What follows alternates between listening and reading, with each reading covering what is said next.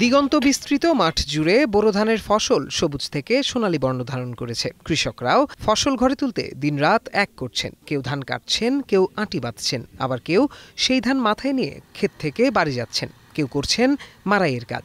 দিনভর কর্মযজ্ঞে ব্যস্ত সময় পার করছেন সুনামগঞ্জের হাওড়াঞ্চলের কৃষাণীরা। ধানের ফলন ভালো হলেও সার, কীটনাশক, ধান কাটার শ্রমিক সহ অন্যান্য খাতে খরচ বেড়েছে। তবে খরচের চেয়ে ধানের দাম কম।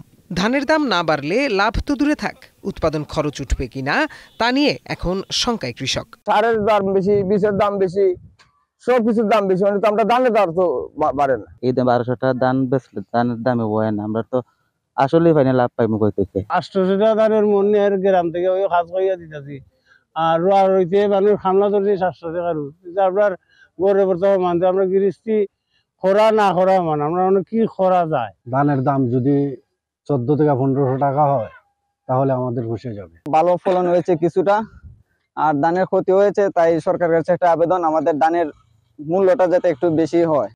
এদিকে শুক্রবার দুপুরে কৃষকদের সাথে হাওরের ধান কেটেছেন কৃষিমন্ত্রী আব্দুস শহীদ। দুপুর 12টায় সুনামগঞ্জের দেখার হাওরে তালপাতার গোল ছাতা মাথায় দিয়ে কাস্তে হাতে ধান কাটেন তিনি। পরে কম্বাইন্ড হারভেস্টারে চড়ে ধান কাটার কলাকৌশল দেখেন কৃষিমন্ত্রী। জানান, ধানের দাম নির্ধারণে আগামী রোববার সভা হবে। কৃষক যাতে ন্যায্য মূল্য পায় সেদিকে লক্ষ্য রাখা হবে। আমরা চাই কৃষকরা তারা সঠিক মূল্যে তাদের উৎপাদিত পণ্য যাতে বিক্রি করতে পারে, তার জন্য তাদেরকে কিভাবে সহায়তা করা যায় সেটা নিশ্চিত করব।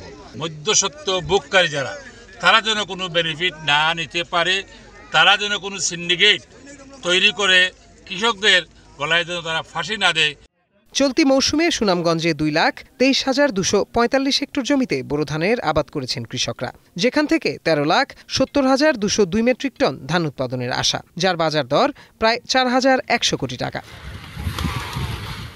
এখন সুনামগঞ্জ। শিয়া বাটার, অ্যালোভেরা ও ভিটামিন ই সমৃদ্ধ লিলি বিউটি সোপ।